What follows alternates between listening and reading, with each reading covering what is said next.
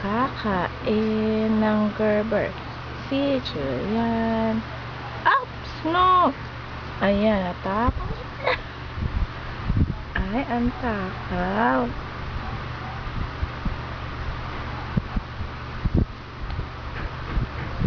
Ayan, natapos tuloy. Wait lang po. Wait lang. Wala pa nga, kukuha pa nga tayo eh. Oh.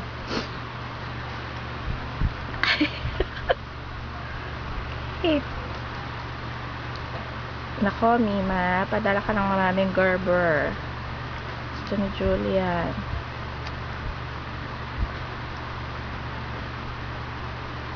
Kala miyata milk to, dire-diretso eh, no?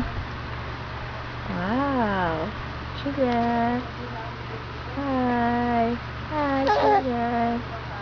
Gusto mo ba ng milk? Gusto mo pa?